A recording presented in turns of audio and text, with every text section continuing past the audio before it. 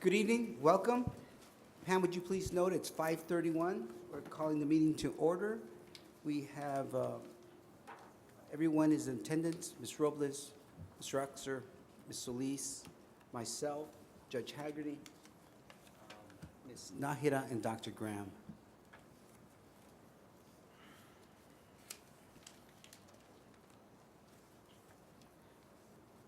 Item 1.4, oh, I'm sorry. Ms. Golden, would you mind leading us in the pledge, please? Thank you.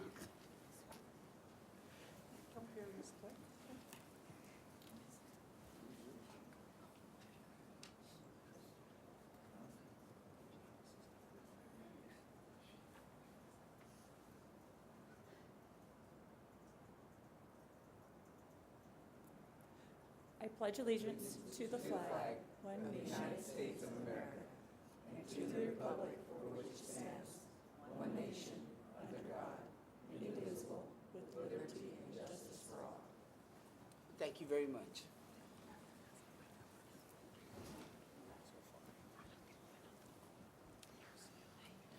Item 1.4, approval of minutes, September 20th, 2018. Move to approve? Second. Any questions? Pam? Mrs. Robles? Aye. Mr. Uxer? Aye. Ms. Solis? Aye. Mr. Haggerty? Aye. Ms. Nahara? Aye. Dr. Graham? Aye. Mr. Fierro? Aye. Good evening and welcome. I'd like to take the opportunity to wish everyone a happy Thanksgiving, which is just around the corner. This year is just flying by, and thank you very much for everything you do for the college and the district, and I am very thankful to be part of this board and be able to share at least a couple evenings, well, not a month. We'd all go crazy if it was a month, but a couple of meetings a year with you, so thank you very, very much. Pam? We have no one for open Oh, forum. no one? No one for open forum. An open forum, anyone here to speak under open forum? Once, twice, no one signed up. Okay. Thank you, Pam. Item 1.7, presentations by individuals, groups, and organizations. Item 1.7.1, Dr. Dolores Gross, Executive Director, Resource Development and EPCC Foundation, will present the establishment of the Charisma James Endowment at the EPCC Foundation, established by the Student Government Association. Ms. Arvis Jones, Director, Student Leadership Campus Life, and report to the board on the Fajitas and Margaritas fundraiser event. Good evening, Dr. Cross. Good evening, Chairman Fierro and Board of Trustees and guests, staff, Dr. Sarata. Thank you for this opportunity this evening to share with you our pride in announcing the establishment of the Charisma James Endowment in honor of Ms. Charisma James, devoted mother, U.S. Army veteran, El Paso Community College graduate, Texas Tech School of Nursing graduate, nurse for the Hospitals of Providence. And here with us this evening, we have Ms. Arvis Jones, Director of Student Leadership and Campus Life, Ms. Rocio Fierro Perez, past President of Student Government Association, and current members of Student Government Association, to include Brian Mena, President of SGA, to talk a little bit about the contributions of Charisma James to El Paso Community College, to our overall community, and to honor her this evening for her service to the college and to El Paso. Thank you, Dr. Good evening and welcome. Good evening. It's with sadness and happiness that I come forth today. Charisma James was a student here at El Paso Community College and very involved in our Student Government Association. And upon her graduation, we became extremely good friends. So not only am I approaching this from an employee here at the institution, but also as a friend of hers. Charisma represented El Paso Community College really well. She was very involved in the Northwest Center campus of El Paso Community College and did a lot of work over there to try to bring attention to student government and veterans at that particular campus. She was very involved in the psychology fair and the Veterans Day events over there, as well as wanting to establish a student union and thinking outside of the box as far as wanting to develop a student union over there utilizing shipping containers. So she was a forward thinker. Additionally, Charisma was involved with our Veterans Resource Center that opened up here at our Valle Verde campus 2 years ago, and I'm hoping that eventually we can change that name or add her name to it as the Charisma James Veterans Resource Center. She represented us also in Washington, D.C. when we received the KISCO grant. That was to help us serve veterans as well. Charisma also comes from a background, unfortunately, that had a little bit of domestic violence in it, and so she was very instrumental in helping us to do our activities that's called Stand Up and Speak Out, to bring attention to that within El Paso Community College. Additionally, when she graduated from here, she went on to go to Texas Tech University, where there she also created the Student Government Association there. She was a founder there, and I would receive numerous phone calls from her asking her for copies of our policies and procedures to establish the Student Government Association there. She did receive scholarships from us as well as scholarships from there, and it was wonderful. She also did the NPR radio news article that came out, The Takeaway, and she was interviewed on that as well. In addition to the $25,000 scholarship that I really want to thank the Student Government Association for setting up, but we know also it takes some time for us to receive interest on that to award that scholarship. Our Student Government Association, and thanks to the leadership of Brian Mena as well, also established a $1,000 scholarship so that we can give out scholarships to students in the spring who are entering into our nursing program. She was very much into wanting to become a nurse.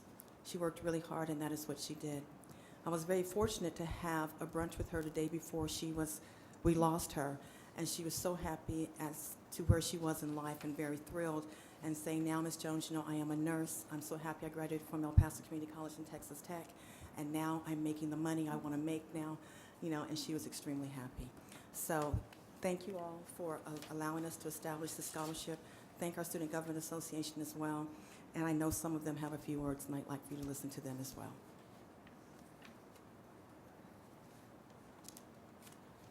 Good evening. My name is Rocio Fierro Perez. I was the president while Charisma was in student government, so I got to work with her very closely. And anyone that knew Charisma knew that she just lit up a room. She knew how to make an entrance and make her presence known. She was the kind of person that always reached out when someone needed help. If we had an event, she was there. She was the epitome of what we want students to be. And that's why I'm so glad that we are doing this for Charisma in her honor. She definitely deserves it. She was the kind of person that genuinely cared for others. And you could tell in the way she spoke to people and the way she engaged herself in the school and in the community. She was an amazing mom. She has 2 babies, and she took them everywhere. She did everything she possibly could as a single mother, and she was an overall amazing person. And those of us that were fortunate enough to meet her have a really special place in our hearts for her, and we just want to thank you so much for allowing us to do this. Thank you.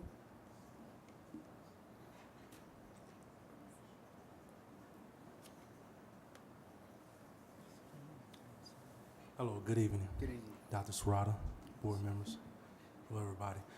I'm Marvin Reynolds. I was once a campus representative for the Rio Grande campus and also a treasurer at a small brief period of time until I graduated. Charisma, it's a little difficult to explain because she was actually a little bit more closer to me in particular, because when I had my first child, she blessed us with everything that we needed, and it was amazing. I mean, she was just so close to us. Me and my wife, we miss her very, very much. For student government to be able to have this established, and thanks to you all, this right here will let her legacy go on to show those that will receive this one day that because of their hard work and because of their dedication and love for others, Charisma will live on. And I just pray that we all take heed to this and bear in mind that being a nice person, being a wonderful person, that's what we have to be all the way to the end. And that's what she was. All right, thank you. Thank you. As a small token of appreciation, the El Paso Community College Foundation would like to present Student Government Association with this memorial plaque. We hope that you'll display it proudly, reflecting your commitment to honor Charisma James in perpetuity. Scholarships will be awarded in her name from now on, reflecting the good work that she did in life and that will continue on after life. And we hope that you'll display it in your offices, honor her with a photo along with it. And we are happy to help make her work continue. Obviously, she believed in education, in educating herself, in educating others, and creating that legacy for her children. And so, as a token of appreciation, we present this to you so that her legacy can continue onward.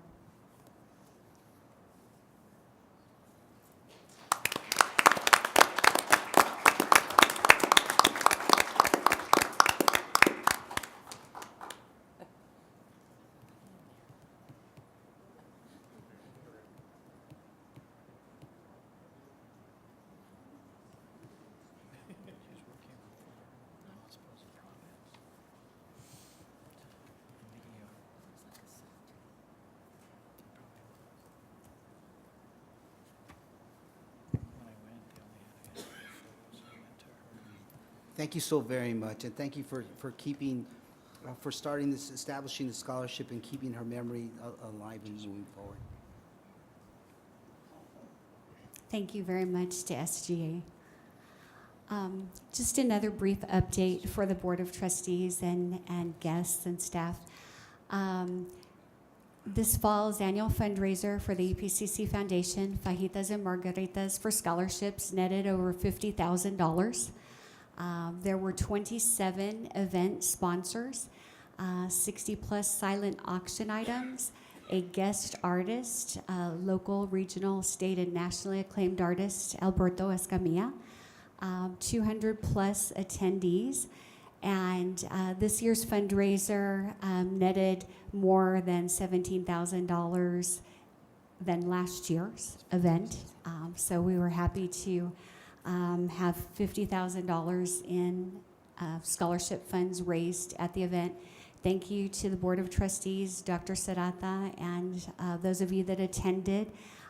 It's very much appreciated, and thank you so much for your support. These were some of the corporate and individual sponsors for the event. And so you see them displayed there. And so these are the college's community partners that are making a direct impact, helping students with scholarship funds. So thank you for those that attended. As you know, it's a cook-off and a shake-off. And so we hope that those of you that were there had some good food and beverages and enjoyed seeing our students in action. So at the event, obviously it's culinary arts students doing the cooking and the serving with culinary arts faculty. Also, thank you to the student ambassadors, Tejano Jack and the cheerleaders, EPCC music students, the Latin ensemble and the Band of Steel, and faculty and staff tango and flamenco dancers. And a couple of scholarship honorees were recognized at the event. These are two of them, Hector Asarte, who's the Culinary Arts Scholarship recipient, and Ray Davis, who is a U.S. Army veteran and majoring in X-ray technology. So save the date, please, for next year, Thursday, September 26, 2019. And thank you all so much for your help and support. Thank you, Dr. Grass.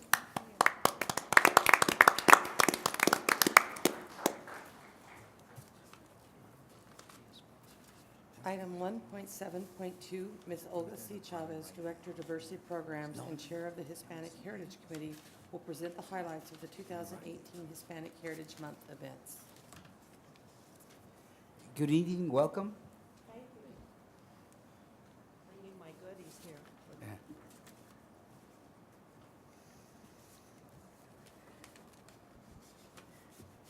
Mr. Fierro, Board of Trustees, Dr. Serrata, and the distinguished colleagues and guests. It gives me great pleasure to kind of recap a little bit for you the Hispanic Heritage 2018 this year. This was our 17th annual Hispanic Heritage, and it was called Hispanics: One Endless Voice to Enhance Our Traditions. In this, we had our committee members, and you'll note the majority that are here on this list really did a lot to continue this endeavor and to continue all the activities that we did have this year as we normally do. Here are our sponsors. They continue to support us, and this year we had a new sponsor, platinum sponsor, AT&T, with Miss Irma Bocanegra, who was present at our events. If you noticed on the left-hand side, we have our artist, and Gabriel Gaitan, who did our work for our brochure, came back to help us. He came out of retirement, and I know he's doing all kinds of community efforts, but now he's doing ours again, and we really do appreciate it, along with two other artists that came, one of which was a student at EPCC and has continued to work with us. And so we had a display and a reception for them. We continue on, and this was our flyer for that year. For this year, we started with a kickoff at Valle Verde. And normally we have it at Rio Grande. We've had it for 16 years, but we had a lot of renovations going on, so we did decide to do it at the Valle Verde campus. We had, and we continued with the read-ins. In the blue, you'll see the different read-ins. And those read-ins mean that we have a faculty member who's in charge of these read-ins at all the campuses. Every single campus had a read-in, and they would address a poem or a short story or something that they had developed that entitled Hispanic Heritage and the theme for this year. And here we have Jorge Gomez from the Rio Grande campus, and he was the head of all the faculty for getting this organized at the other campuses.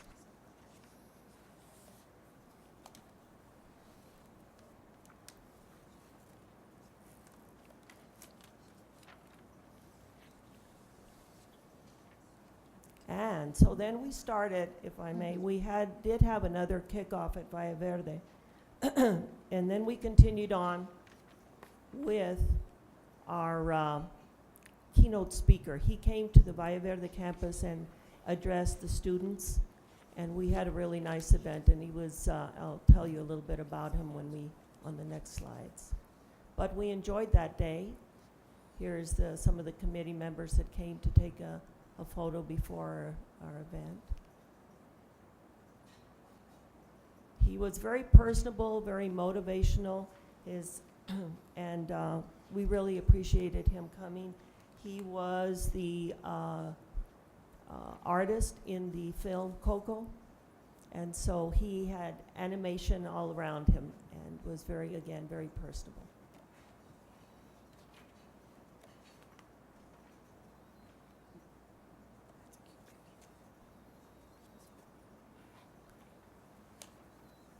We had our famous person here. He's not here tonight. But other people that came, our students, our VP of Student Services stopped by. Our police department, who was very instrumental in getting him around and helping us out. And here, if you notice, we have one of our own board member that came. I want to thank you very much, Ms. Nahar, for coming and being part of that day. And I think hopefully she enjoyed herself, and we took photo. So the dinner, I didn't give you a brochure, I gave you one of the, but this was the dinner. And we had a, excuse me a second.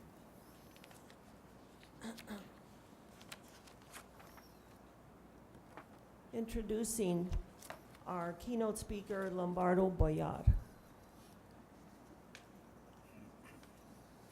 Again, like I told you, he is from El Paso. He went to Riverside, and he did an exceptional job for us here. And he was willing to do not only the student one, but he did the one for the dinner.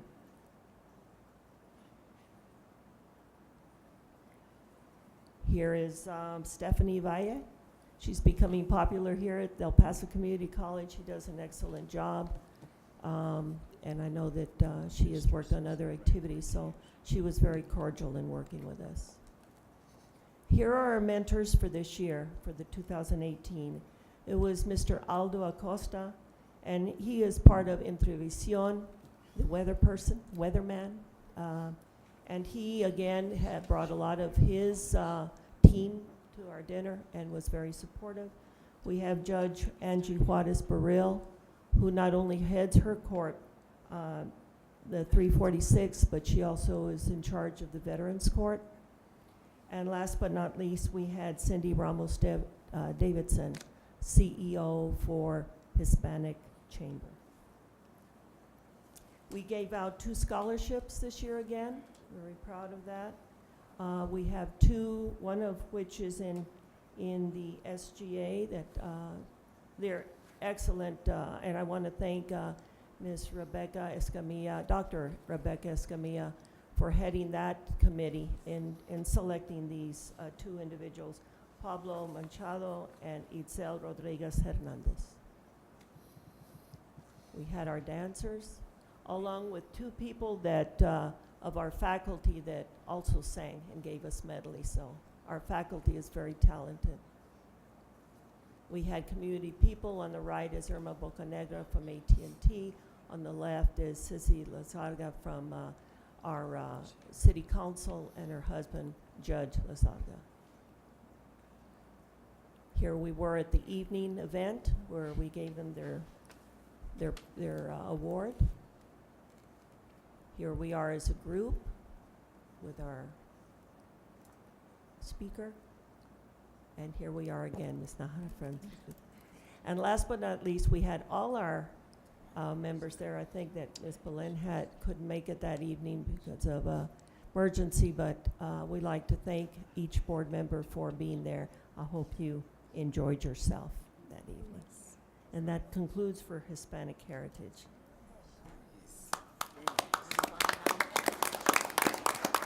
Thank you.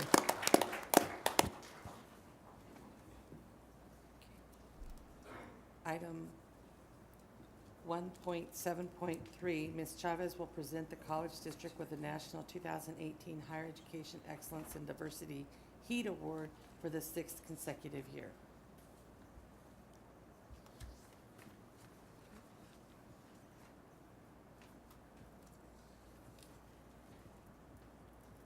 Okay, thank you. Well, I'm very proud of this award, and I'd like to present it to the El Paso Community College. This is the 6th year that we have achieved this award. All of us have achieved it. And I would like to present it to Mr. Fierro and Dr. Serrata. Mr. Fierro to represent the board, and Dr. Serrata for his support and everything they have done for us in order to be able to award this to you.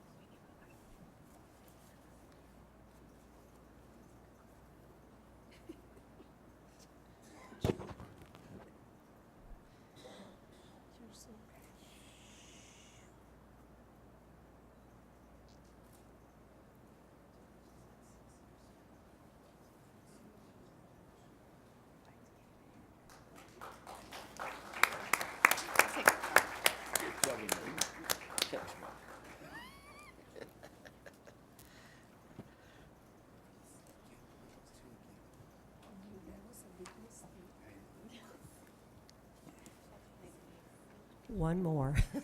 Item 1.7.4, Ms. Chavez will present the College District with the Minority Access Incorporated Award presented to EPCC and to Dr. Jose Pacheco.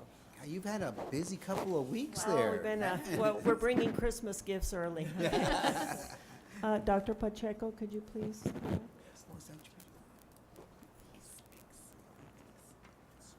I'm especially proud of this award that has been awarded to the institution and to Dr. Pacheco as a role model. And just tell you a little bit of background on this. We started out this fall session, and this application was sent to me by Dr. Serrata asking if we could go in for this award, and so we did. We got our efforts in, and we submitted an application to the Minority Access Incorporated. And this Minority Access Incorporated is a 501c3 nonprofit organization incorporated to assist college and universities in diversifying their campuses. Implemented the National Role Models Project with the cooperation of 170 colleges and universities to identify individuals from minority population groups who have excelled in fields which they are underrepresented. Representatives of these and other academic institutions, as well as administrators from government agencies, corporations, and other organizations coalesce as the National Role Models Conference to identify best practices that will further diversify in the public, private sectors, and to advance achievement of underrepresented populations. Oh, I'm sorry, I forgot I had one of these. Forgot with all of this. So we submitted it, and we submitted it as an institution, and we submitted it as a role model. And the role model, they were looking at exemplary, people who have really been outstanding in their institution, who work in the area of STEM. And an application was sent in for Dr. Pacheco. Well, lo and behold, not only did we get our institution recognized, but we got our role model here. I have to tell you that Dr. Pacheco has been here while he's a tenured faculty. I'd like him to say, I told him he didn't have to, but I would like him to say just a tad, is that we went to this at the East Coast, a conference, and as you notice on the left-hand side, we received a luncheon for the institution, and we received a gala to go and get our role model awarded. So I'll just show you just briefly here our role model and our institution. Marketing prepared this for us, and I appreciate it, Carrie, for submitting this. And you can read about him. He is, like I said, his resume is way thick with all the accomplishments, but more importantly, he's good for our students, and he has done so much for our students and as interns. So I thank him. He was asked to give a presentation at the event over there, the conference. So I want to take a picture of that. That was me getting the award for the conference for our institution, and that was him getting the award for him as a role model. So I would like to ask him just to say a few words, and then we'd like to present the award that we received for the institution. And I asked him to bring his award so you could see how beautiful it was and what recognition he received. Good evening, welcome, Dr. Pacheco.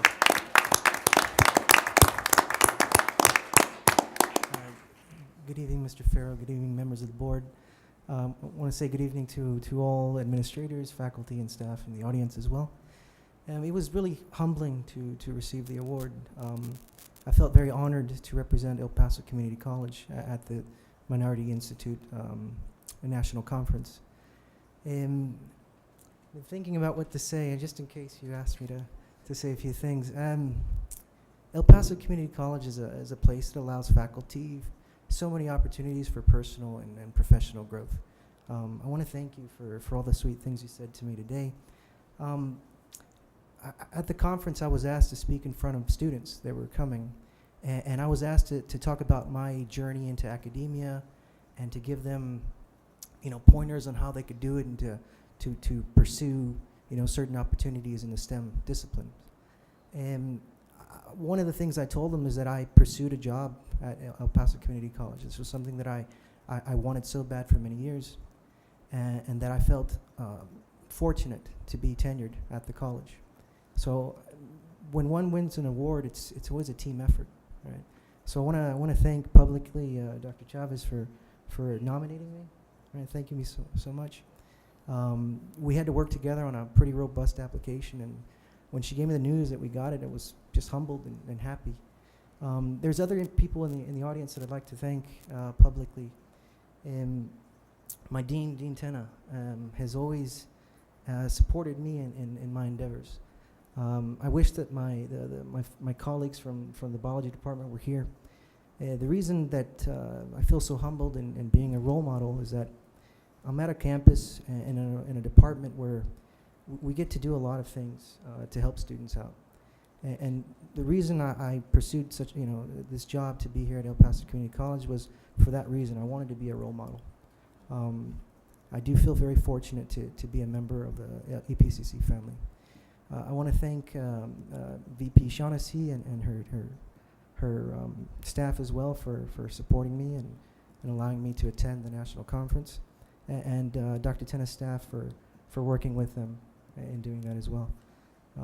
Just a humbling experience, and I just thank you so much for everything.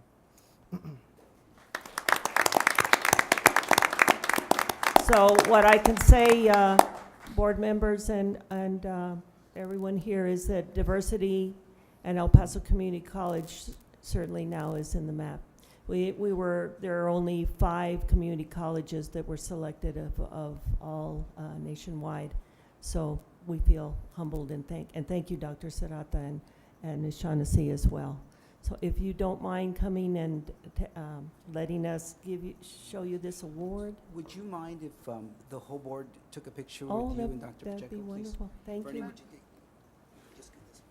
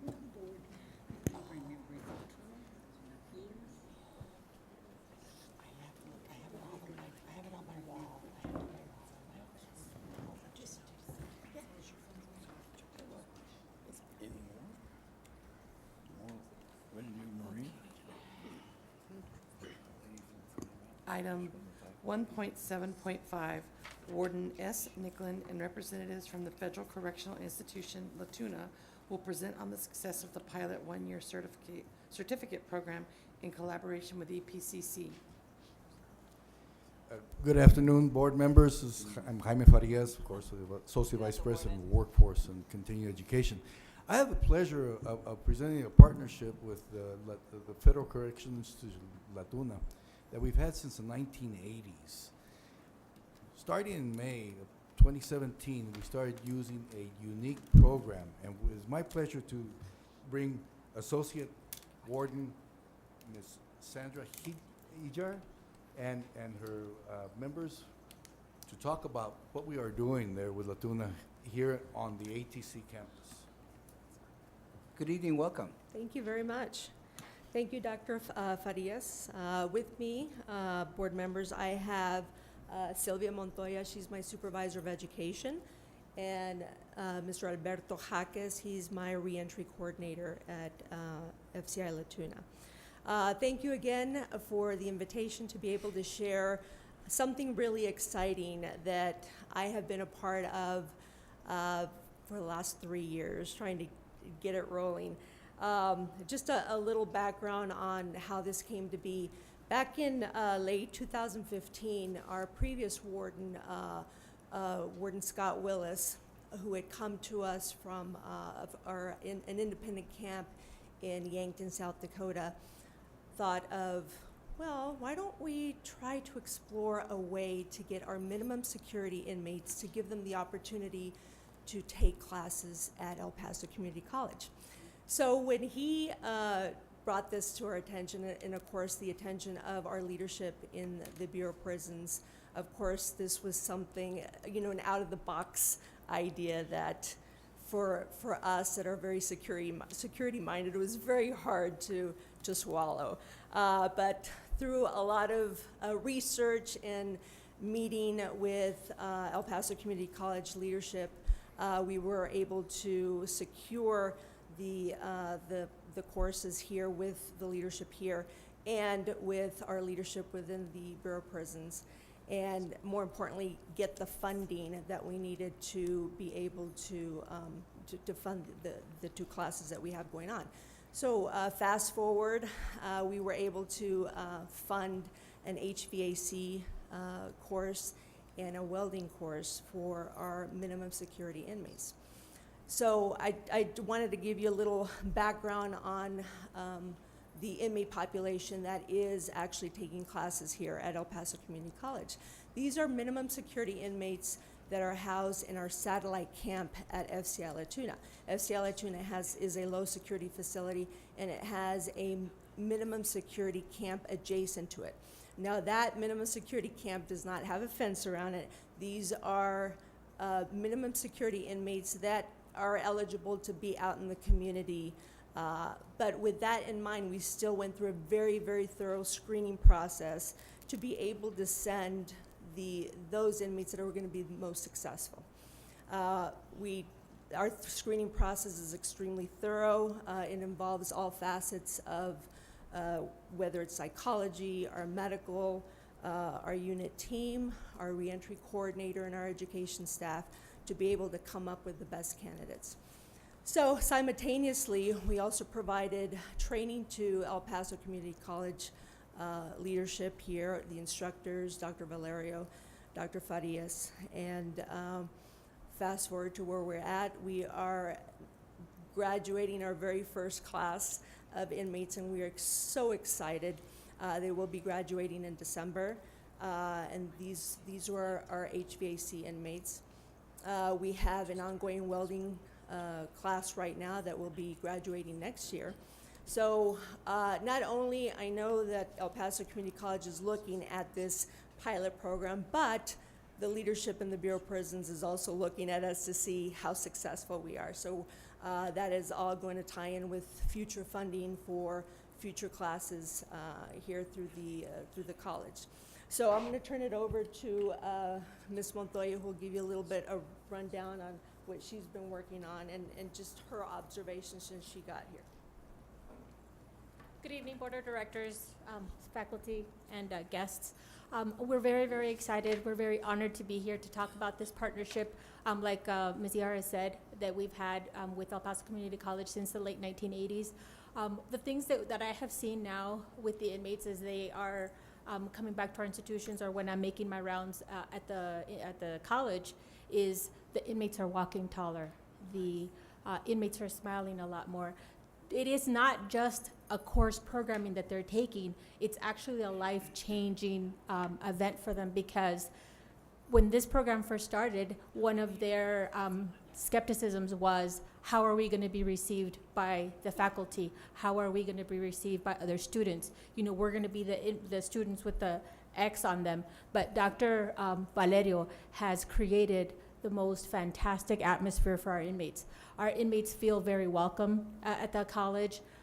Actually, the instructors also are asking, hey, can we teach the Latuna inmates? Because historically, as we have seen other facilities statewide, specifically talking about the state of California, they have had a program like this, and their students, in many, many cases, who do you think, and I'm sorry, but this is the truth, who do you think, if you're looking at campus students and incarcerated inmates programming, who do you think time and time again are more successful? Incarcerated inmates. And that is the case that is happening here at EPCC as well.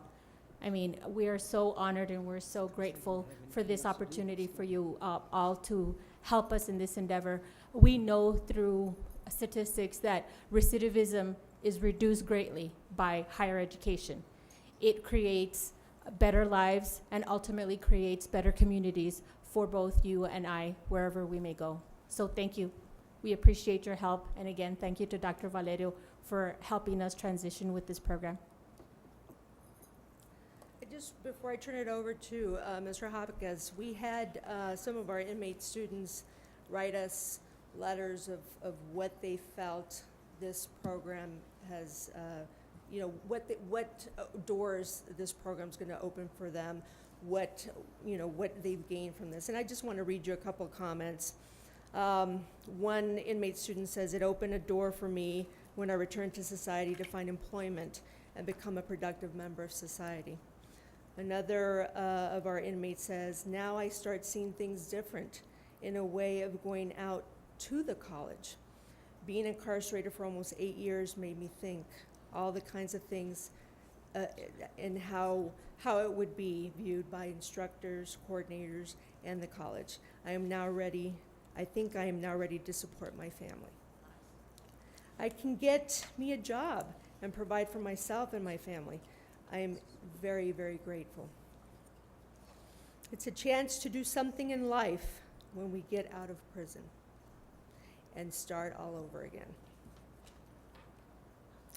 It's an opportunity to be able to make something of myself when I get out. Now that I have a chance to not only get a job when I get out, but I'm also thinking about going back to school. So when we read these things and when we talk to the inmate students, we are just ecstatic that these individuals are actually even thinking about going to college when they get out, just because of the experience that they're getting here at El Paso Community College.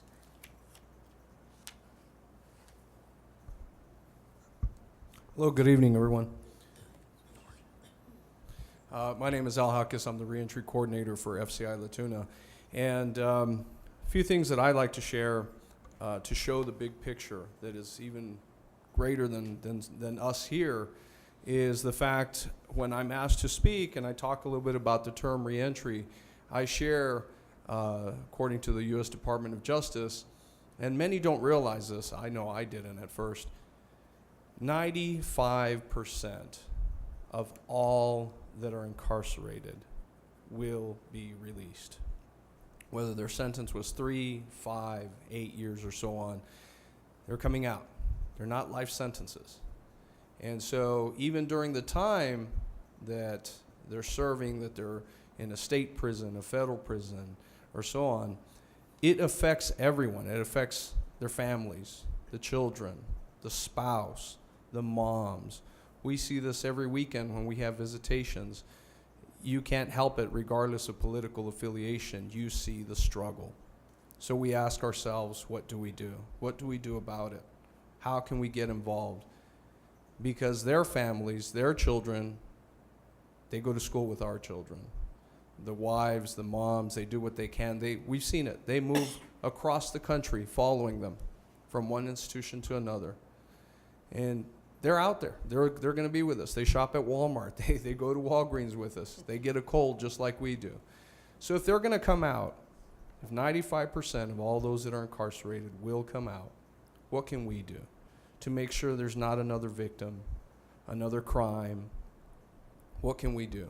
We educate. Regardless of political affiliation and how we feel about things, we do the best to educate. We are part of history right now with the El Paso Community College and what we're doing, with the fact that we're allowing this partnership to occur. I'll have you know that I lead the way with the El Paso, with the Rio Grande Reentry Council. I have folks as far up as Alaska asking, what are you doing? I have chiefs from fellow agencies like U.S. Probation asking, what are you doing down there? How did you get these partnerships established? And the truth is, it's not me. It's the community.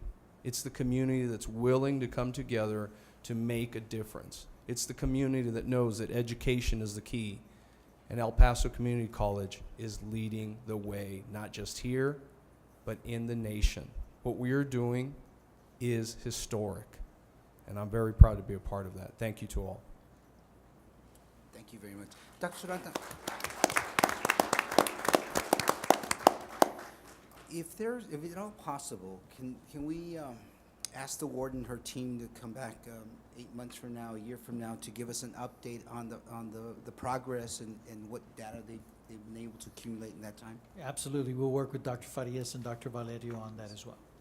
Thank you so much for your time. And I want to thank Dr. Valerio for her leadership and the withstanding of providing space at the ATC to do this project. So Thank that you. is great. And if you don't mind, we have a couple of questions. Dr. Graham? So, Dr. Farias and Dr. Valerio, congratulations. You guys have done an awesome job. I just hope you can replicate it on the local level over here at the sheriff's detention facility as well. We'll try. Okay, thank you. And I have some questions. Will the participants do we have a name for this program or not necessarily a name for it? No? Okay. Maybe you guys can come up with a catchy name that you can coin. But will the participants be able to walk during graduation? Is that, I'm sorry, I don't know if that's a possibility, but certainly. Can you repeat the question, ma'am? Would they be able, when they graduate, would they be able to participate in the graduation ceremonies? Well, or so not? we're going to be having a separate graduation because the class is not in conjunction with the regular cycle of your classes and graduating time. So we're actually having a separate graduation for them. Just the inmates and our faculty and of course the instructors and what have you. So, and we will be allowing their immediate family members to partake in the graduation ceremony. Wouldn't it be possible for any of the absolutely. board to attend? Absolutely. The reason I'm asking you is because years ago in Fabens ISD, we had a program where we were receiving some of the inmates to do some of the repairs in the school district. Mhm. And as a result, they also received a certificate, and because of all the hours of work that they did and things like that, I will never forget how moved they were when they received the certificate. Some of them even cried. It was just very, very touching to have them, be acknowledged like that. So that was one of my questions. The other question is, will you be tracking these individuals for recidivism, that maybe that kind of data can be shared with the college? Absolutely. This is something that we plan on tracking. Like Mr. Haka says, we're the first. We're really the first in the Bureau of Prisons, the federal prison system, to be able to do something like this, to where the inmates are actually on their own. Mhm. They're coming to school. They drive themselves to school. They come to school. And of course, we do have intermittent drop-ins by our staff. And again, we are completely confident that we have no security issues and what have you. But it's just groundbreaking for our agency, and I know it is for El Paso Community College.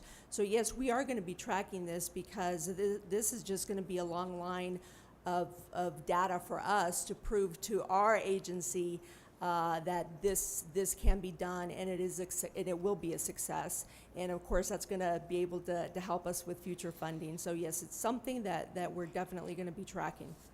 And I think, the board is in full support that if there's other offerings or, you know, an expansion of the services, certainly we would be very interested in exploring that as well. Thank you Thank so you. much. Thank you, we really appreciate that. Any other questions? Ms. Yeah. Solis? No, first, having worked with the FCI Latuna, yeah, thinking outside the box, that's a big, big thing for your agency, for the Bureau of Prisons. So I know there are a lot of federal district court judges that if they don't know about this yet, they need to, because education is very much encouraged for recidivism. How large is the class? Like, what size is the graduating class? The graduating class right now will be 9 inmates. Okay.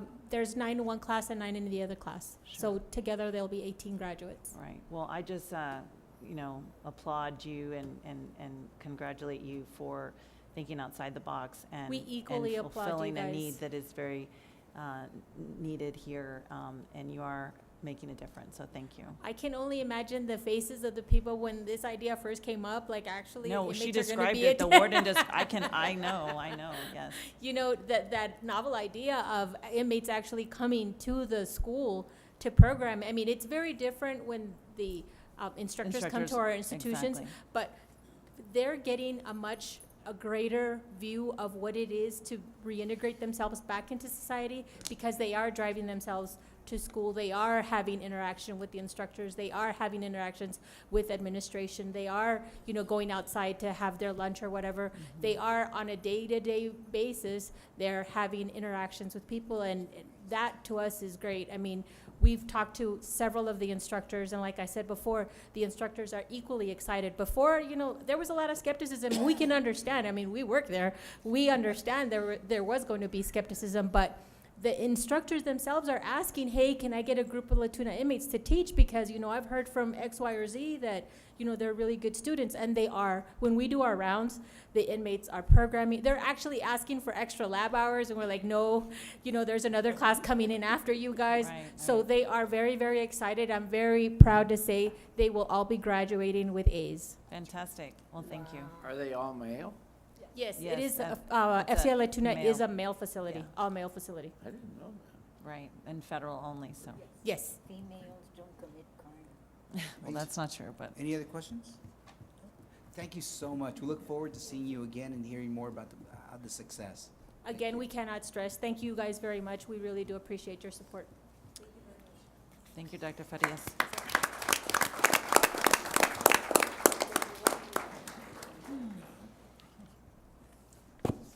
Item 1.7.6, optional presentations will be made by the presidents of the Classified Staff Association, the Professional Staff Association, Faculty Association, and the Student Government Association.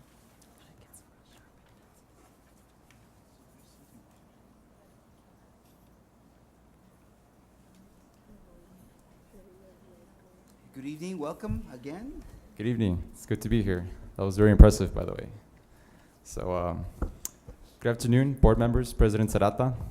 I'd like to begin by saying that it is an absolute pleasure to be up here every single month to talk about all the great things that SGA does for the student body. So, we're very grateful for that. And I would also like to congratulate Trustee Solis for being elected as the 243rd judge. So, congratulations. Thank you. So, on the topic of elections, we just concluded our Get Out the Vote efforts.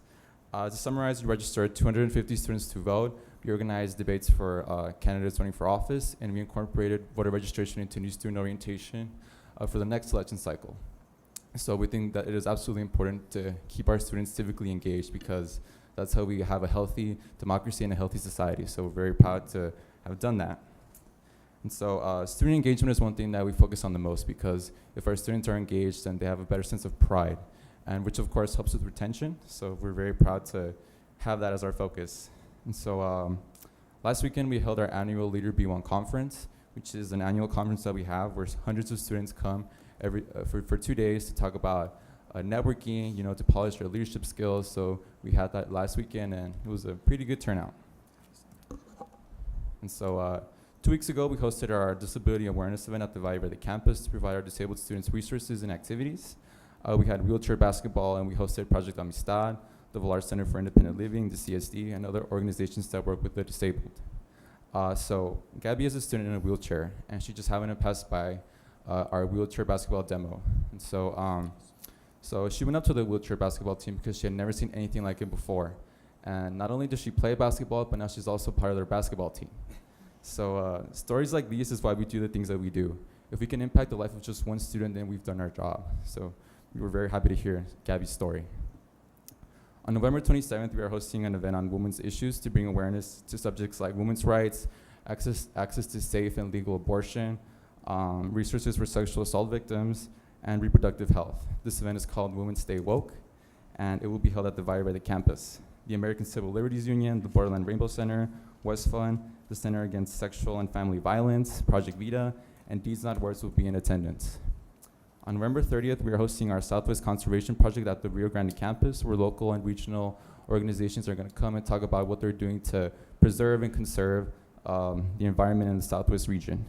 So each group will have a table, and they're going to pass out resources and educate students on what it is their organization does.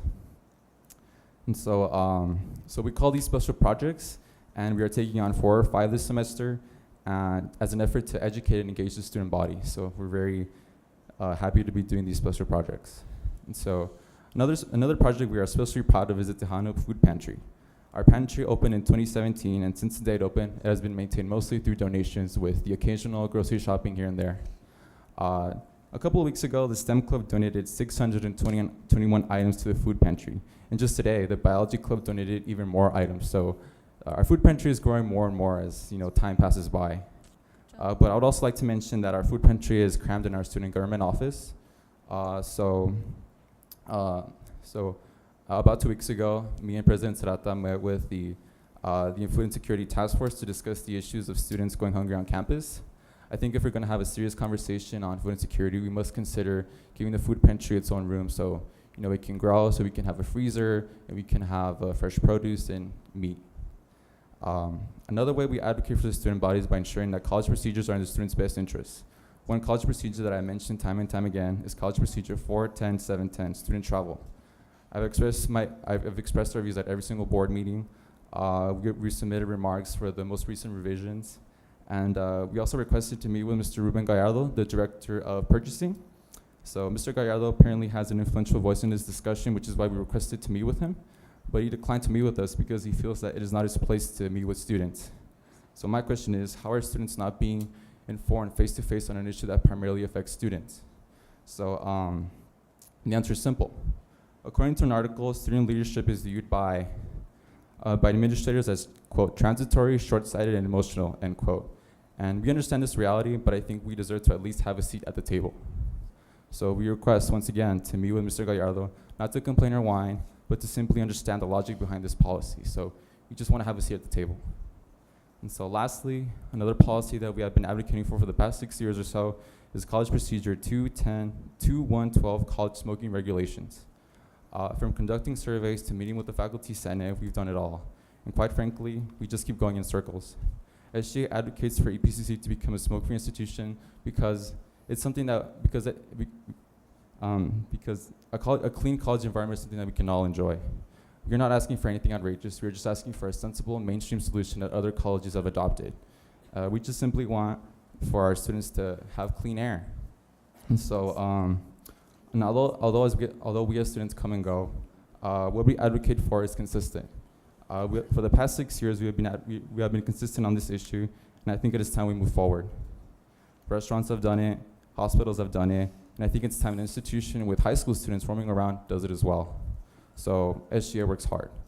We are taking on a lot of projects this semester, and we even made it a goal to meet with every single club and organization just to talk to them and let them know what SGA is and what SGA does. And so, so we ask for nothing more than we ask for nothing but to have a seat at the table, because if you're not at the table, then you're probably on the menu. So that concludes my report. Thank you. Thank you for everything that you do. I have a couple of quick questions for you. Yes, sir. In regards to the 250 people that you signed, registered to vote, do you have a mechanism, a way to follow up to see if they did vote? We don't. We probably can. Once we get those voter registration cards, we turn them right in. So we don't have like a database. I know that organizations do kind of keep track of who they registered, and they reach out to them to ask them that. But definitely moving forward, we can definitely start doing that to ensure that voter turnout was increased instead of just voter registration. Great. Great. Yes. The other issue is in regards to Mr. Gerardo, I suggest that you work through the president's office to set up that meeting. Okay, Thank you again for everything you do. thank you, appreciate it.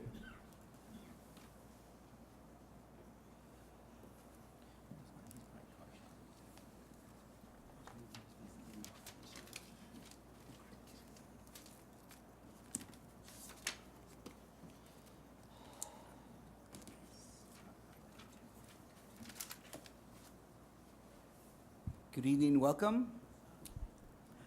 Beautiful afternoon, everybody. Dr. Serrata, board members and attendees. As you know, my name's Carmen Wages, and I'm the Professional Staff Association president. And today, first of all, I'd like to present Maria Lopez. She's our new secretary under PSA. And right now, we're going to be also presenting. We have a presentation we'd like for you to see. Okay. Tomorrow at 10 a.m. here in the boardroom, the El Paso County Sheriff's Office will be here because we were going to have the transfer of blankets that have been donated through EPCC's 5th annual Keep El Paso Warm campaign. Even if all that happened is some of our community's neediest members are warmer this winter, the campaign is a success. But we want to pull back the curtain just a little bit and share what else is special about this campaign. We believe the campaign like this establishes relationships that help EPCC grow strong and healthy. In 2014, during the first year, 80 blankets were collected, and they were almost half of the blankets that were received by the Sheriff's Office that year. A hope shared by Deputy Marta Esparza made a deep impression during the first meeting. She shared that the Sheriff's Office wanted to find dedicated, long-term partners that could be counted on to help every year.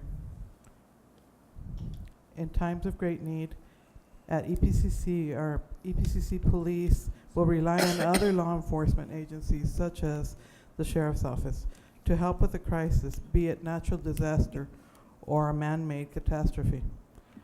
We asked Chief Ramirez if EPCC police would partner with us, and he immediately said a resounding yes. Our first partnership and working together has fostered a closer relationship over the years. The instructional service centers also agreed to be a collection point for the blankets and still do so today. Dr. Serrata, during this speech the first year, he mentioned how vital it is that basic needs for warmth, shelter, and food must be met so students can be free to learn. Goodwill is infectious. The QEP program started to take hold and added to our resolve to continue as long as we would be effective. But we believe we needed to increase our circle to more than just PSA and EPCC police. So we reached out to Service Learning, who also enthusiastically said yes. Then there were 4, each group contributing their strengths. In addition to the ISCs, other departments also provided support to include marketing, EPCC TV. We worked together to resolve challenges, and there we're ready to grow again. And this year, Service Learning reached out to student groups, and the answer again was a resounding yes, as student organizations added their strength. We now believe that as this campaign continues to grow, it is no longer a PSA activity, it belongs to EPCC. The relationships we built through time have recently resulted in priceless learning opportunities through the Sheriff's Office for our students in the Criminal Justice Club. PSA believes that collaboration and others like it are vital to making EPCC strong. The skills, friendships, and teamwork that is built through common goals is making a difference in many ways we have yet to discover. and the results are clear. Blankets are still arriving this year, and this year's bar will be raised higher by tomorrow. I invite you all to come to tomorrow's transferring of the blankets to the Sheriff's Office. In closing, we want to say thank you. Thank you to Dr. Serrata for his constant support, our administrators and supervisors for recognizing the value and allowing us to continue, and everyone who has helped in large and small ways. The success belongs to all of us. Thank you. Thank you very much. So we currently have about 500 blankets this year. Thank you. Amazing.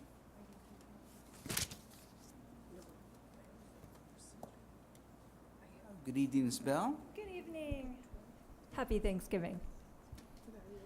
Well, tonight I'm going to keep my remarks very short. I really wanted to provide an update on two initiatives that we have going on right now in the Faculty Association.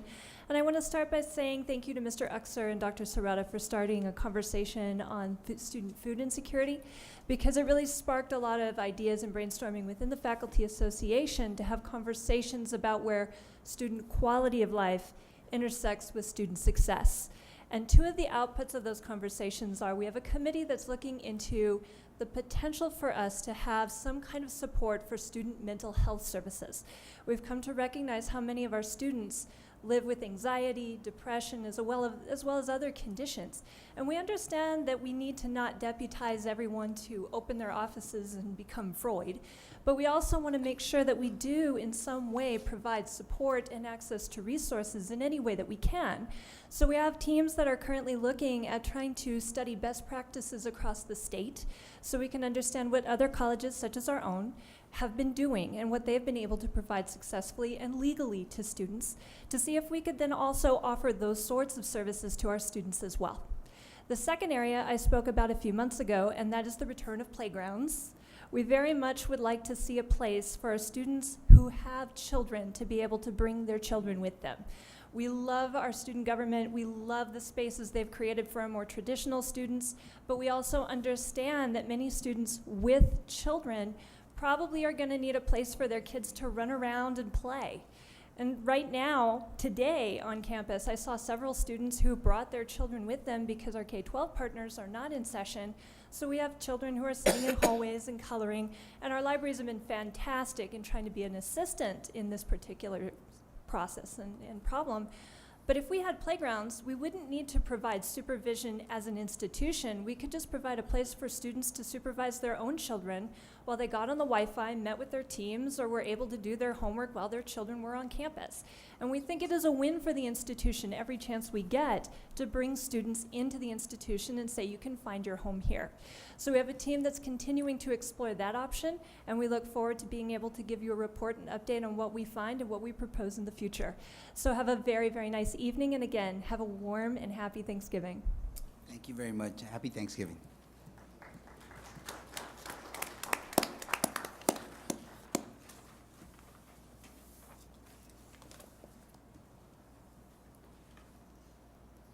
Item 1.8, communications none. Item 1.9, Board of Trustee business. Item,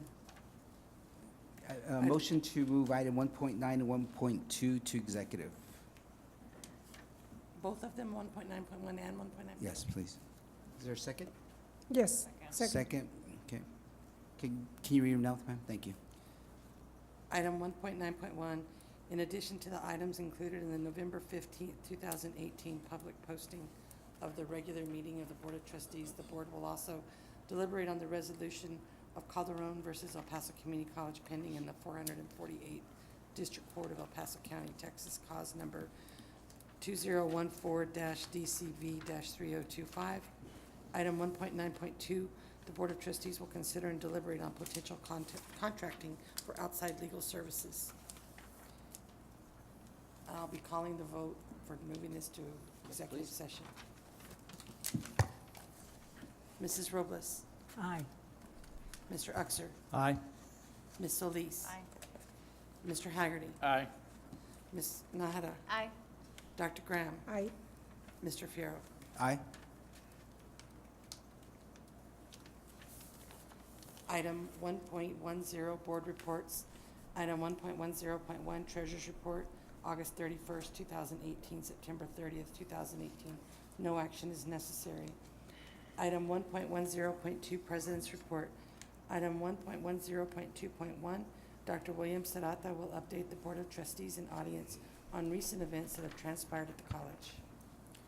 Chair Fierro, members of the board, you've seen a multitude of presentations today on the amazing achievements at the institution. I'd like to share just a couple more with you. Dr. Maria Alvarez, biology professor at the Trans Mountain campus, was awarded the 2018 National William H. Murdy Faculty Member Award by the Association of Community College Trustees. The award was presented at the Annual Leadership Congress meeting held in New York City, October 25th and 26th, 2018. Dr. Alvarez received this award for her excellence in teaching and scientific research. She has initiated many projects that have created opportunities for students to attain experience in scientific research projects.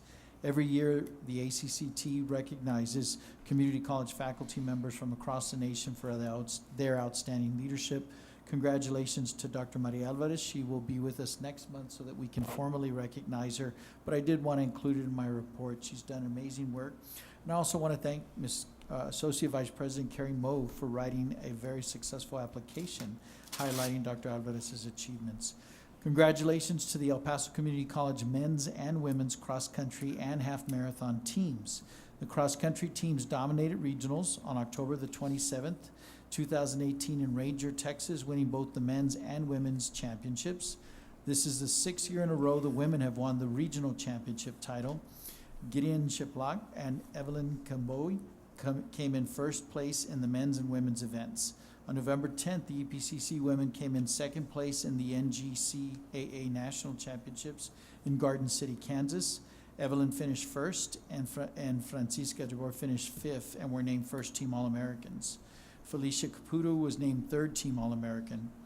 The men finished in third place, with Dennis Caputo finishing in fifth place and was named first-team All-American, and Gideon Chiplak and Elias Leprosa finishing in the top 10 and were named second-team All-American.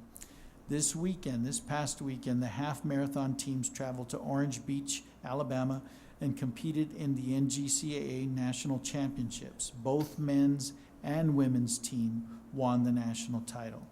This was the 5th national championship for the women and set an NGCAA record for most titles. This is the men's first national championship, and were led by Elias Leprosia, who won the national title, followed by Dennis Caputo, who finished second, and Gideon Cheplak, who finished in 6th place. All three men earned All-American honors. The women were led by Evelyn, who finished in 2nd place, Francisca Jabor, 5th place, and Faith Jematai, who finished in 6th place. All three women earned All-American honors. Congratulations to our athletic director and coach Hinojosa and to our outstanding student athletes on this accomplishment. They will join us next month as well to be formally recognized in front of the board. The fashion technology students participated in El Paso Fashion Week, held October the 5th at the Fountains at Farrah. Students hosted a table to support the fashion shows taking place throughout the event. Program partners Bazaar Modeling commented on how much they appreciated having the EPCC students act as interns and assisting the shows and models as they showcase both local, regional, and national fashion trends. Special thanks to Vanessa Ramirez, Fashion Technology Coordinator, and her students for all their hard work and assistance at this regional event. Thanks also to Dean Rick Webb for supporting these community events. Preliminary NCLEX RN pass rates for the last academic year, October 1st, 2017 through September 30th of 2018, is 98.37%. 121 of 123 students passed the exam. The licensed vocational nursing program pass rate at the end of the 3rd quarter, so January 1st, 18 through October 16th of 18 for the Mission del Paso program is 100%, 34 of 34 students passing the exam. The MEEP program is 96.5% with 28 of 29 students passing. Thank you to all the nursing and vocational nursing faculty for their hard work. Congratulations to all the faculty and to Dean Gail Meager for a great job. Thank you, Dean. EPCC hosted the Fall 2018 Texas Education Consortium for Male Students of Color Institute on October 18th and 19th. EPCC is a charter member of this statewide consortium, which just celebrated its 5th year. It's the first time the consortium has ventured out west into mountain time, and the consortium has proclaimed that the event was a resounding success. The advisory council was treated to an amazing dinner experience at 1309, given a tour of our culinary facilities as well as the greenhouse. The Institute was well attended by our partners, ISDs, Region 19, as well as UTEP. Our very own Tejano Empowerment Network faculty and staff leadership team did an outstanding job representing the college. Our 10 student leadership team were gracious hosts, participated in breakout sessions, and shared their powerful stories on a student and local partners panel. Thank you to all of the staff, faculty, and to Dean Carlos Amaya for coordinating this successful event. Our 6th elementary school adoption took place at O'Donnell Intermediate School in Fabens on November the 8th. Thank you, Chair Fierro and Ms. Nájera, for attending this kickoff event. The 7th school adoption will take place on December the 6th, 2018 at Lorenzo G. Alarcón Elementary School in San Elizario. Hope that the board members can join us for this event. We have just received notification that El Paso Community College has been named one of 10 finalists for the Bellwether Award for the STS and SCS program High Impact Student Internships.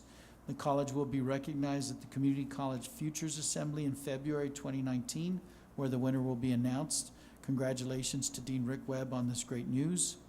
And I'd like to remind the board that commencement this year will be held on Friday, December the 14th at the Don Haskins Center, and Dr. Diana Natalicio will be our commencement speaker.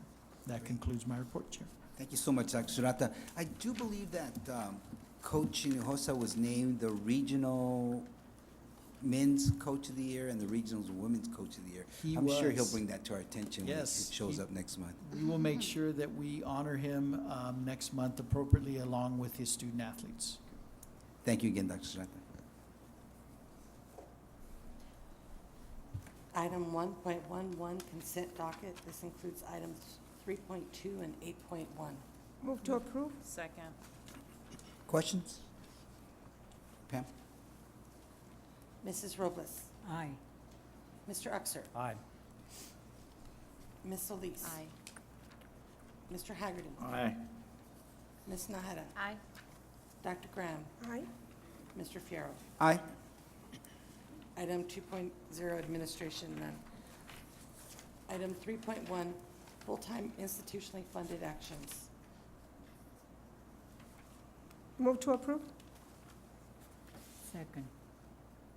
Any questions? No. Pam, we're ready?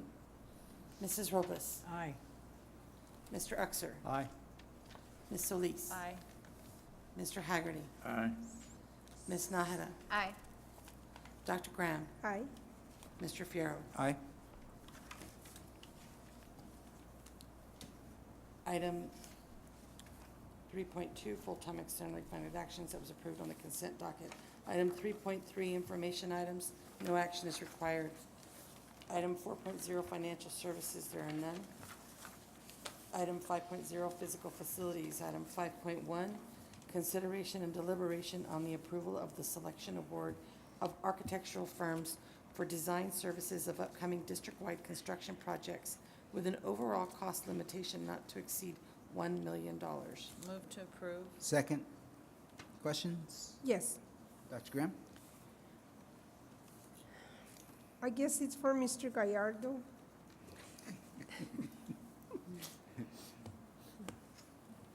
Mr. Gallardo, these companies, from the way I understand this, none of them had a good rating on project completion, on time, and on budget. I'm looking at page 79, next to the last section, for the 4 companies that are being recommended.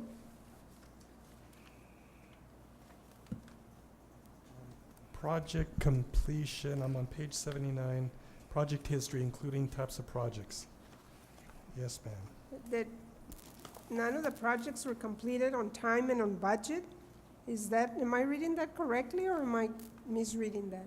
No, that's, And we're gonna award them, at least At least one of the projects was not completed on time. Okay, but if 30 points is the and- possibility, they've only hit a 20? Are we on the second criteria or on the third criteria? I'm just worried about them completing projects on time and on budget. That's something that we would work with them to do, to accomplish. And just because they got a low score doesn't mean that they didn't. It means that they didn't show us that they did. Probably because they didn't. Or sometimes they fail to include certain things that we ask for. But don't they lose points if that's the case? They do. Hence, no one got a 30. Right. And- No, and the- not one of them got a perfect score.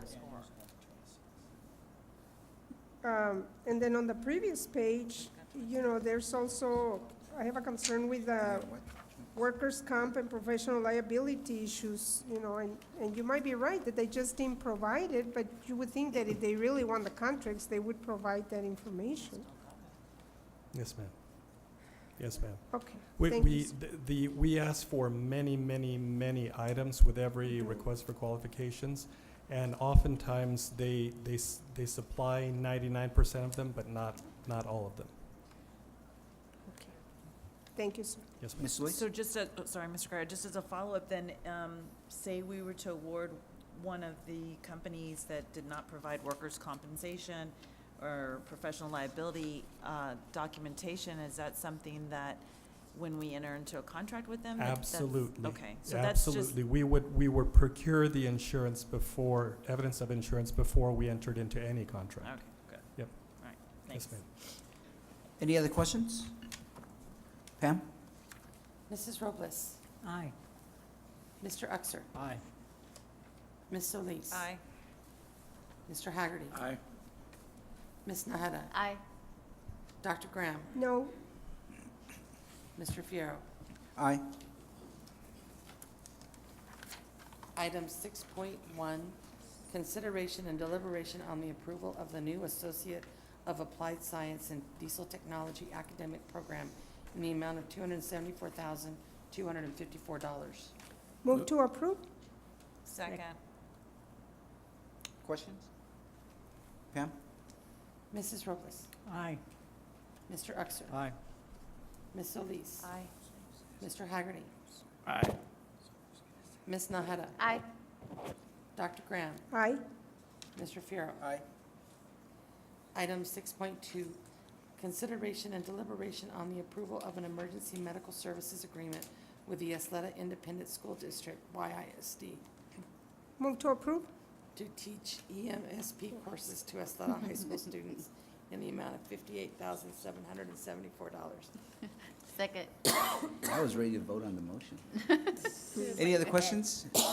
Pam, do you need some water? Yeah, you do. Mrs. Robles. Aye. Mr. Uxer. Aye. Ms. Solis. Aye. Mr. Haggerty. Aye. Ms. Naheda. Aye. Dr. Graham. Aye. Mr. Fierro. Aye. Item 6.3, consideration and deliberation on the acceptance of a grant award from the James A. Buddy Davidson Foundation in the amount of $49,905. Move to approve. Second. Dr. Sonata, what's the grant for? Did you not read Weather stations. Go ahead, Dr. Mitchell. Yes, the grant is to install weather stations on each of our campuses. Oh, great. So it's going to cover that. I don't have to watch people do Sounds like anymore. fun. And it's going to work with the local K-12 Yes. students, engaged in STEM. Thank you, Dr. Mitchell. You're welcome. You're welcome. Ms. Solis, thank you also. You're welcome. Mrs. Robles. Aye. Mr. Uxer. Aye. Ms. Solis. Aye. Mr. Haggerty. Aye. Ms. Naheda. Aye. Dr. Graham. Aye. Mr. Fierro. Aye.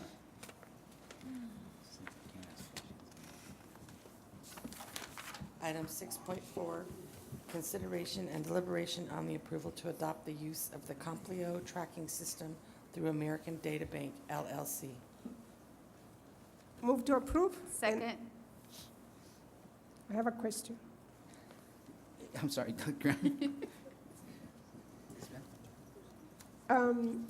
So would this question be for you, Dr. Mitchell? The $18, if I understand it, is per student per year, right? That is correct, and will be paid by the students. Okay, so that would be for immunizations or physicals? That is for tracking of immunizations and physicals and other documents that our health students are required to provide in order to go to clinicals at all of our local hospitals and other healthcare agencies. Okay, but there's no way that we could avoid charging the $18 to the students? No, there's not, unless you want to allocate money for all of our health students, and we have about 1,500 students, so that would be quite costly. We did attempt to work with IT for several years to develop an internal program, which was unsuccessful. The cost of the external program has gone down from over $125 10 years ago to the $18 per student. And most of the other facilities, UTEP and Texas Tech, are using something similar. Okay.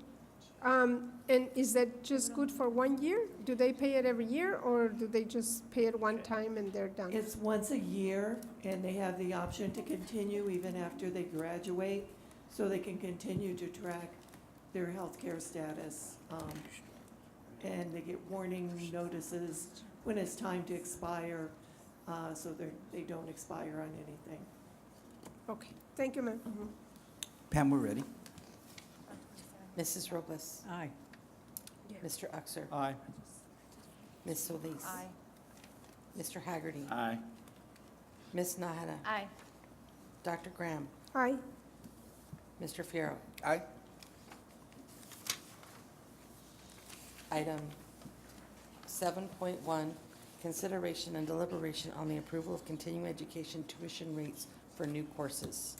Move to approve 7.1 and 7.2. Second, and I have some questions. Item 7.2, consideration and deliberation on the approval of continuing education tuition rates for revised courses. So I guess this is a question for you, Dr. Farias. So on some of these I'm looking at page 85 at the bottom, the second to the last, going from 233.50 to 250, and then on the next page, the welding art is also quite an increase in the fee. So I was looking at them, some of them that are only $7, $8, $10, it's not a big deal, but some of these you have a fee of $50. Is that something that is new to the course? No, what it is that we have readjusted where we're doing our continuing education into a different department, and we're building that area since it's in between personal enrichment and actually developing skills with certification. That's the direction we want to head for, and so that's also requiring us to purchase some additional equipment and materials. So there's an added cost to the course in itself on that. Do we have a way of finding out if that's going to keep people from signing up for the courses? Not as of yet, but we will be definitely tracking that and working with the industry on this. And these are for the short course, quick courses that we want to work in balance with what we do at the ATC.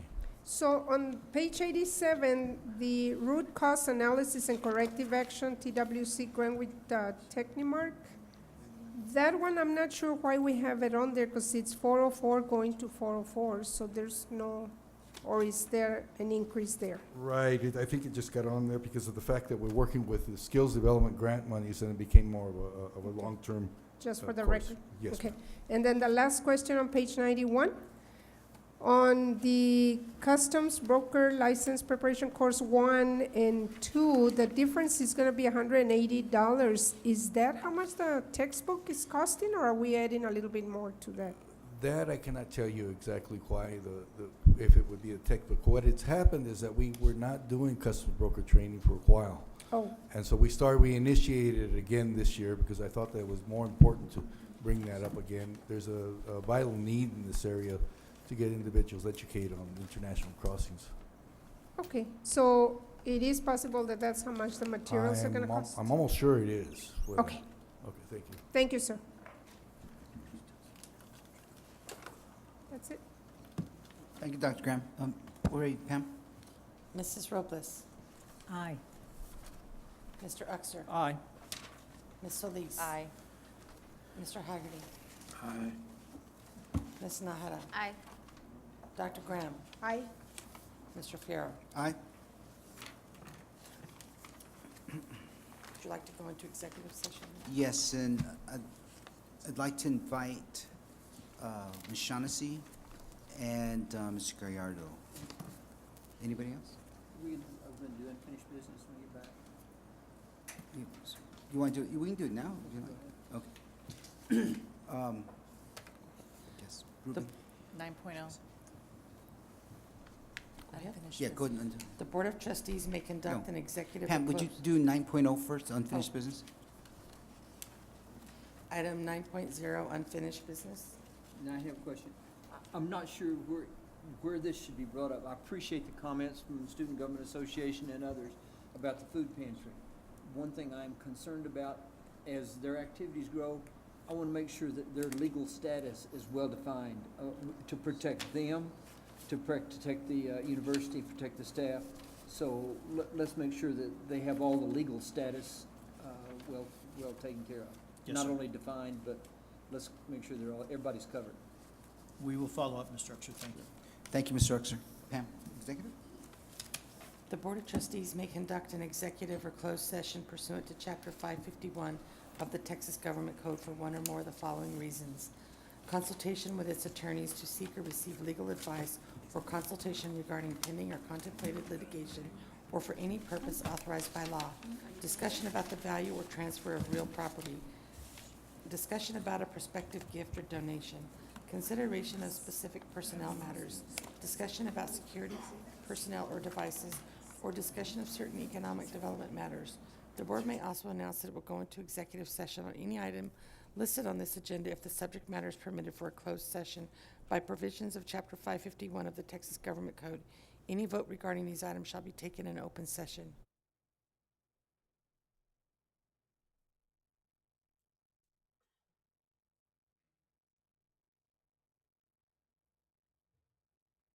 The time is 8:15 p.m. The Board of Trustees are reconvened in regular session.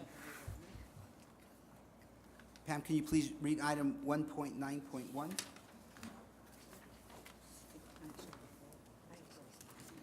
Item 1.9.1, in addition to the items included in the November 15, 2018 public posting of the regular meeting of the Board of Trustees, the board will also deliberate on the resolution of Calderon versus El Paso Community College, pending in the 448th District Court of El Paso County, Texas, cause number 2014-DCV-3025. I move that the mediated settlement agreement proposed by approved as recommended by council. Second. Pam? Any questions? Mrs. Robles. Aye. Mr. Uxer. Aye. Ms. Solis. Aye. Oh, there's specific. Mr. Haggerty. Aye. Ms. Nahara. Aye. Dr. Graham. Aye. Mr. Fierro. Aye. Item 1.9.2, the Board of Trustees will consider and deliberate on potential contracting for outside legal services. I make a motion that we postpone this to December 19th meeting. Second. Pam? Mrs. Robles. Aye. Mr. Uxer. Aye. Ms. Solis. Aye. Mr. Haggerty. Aye. Ms. Nahara. Aye. Dr. Graham. Aye. Mr. Fierro. Aye. Motion, our next meeting is scheduled for December December 19th, 4 p.m., Facilities and Finance, followed by 5:30 p.m., regular board meeting. Everybody have a great Thanksgiving. Thank you.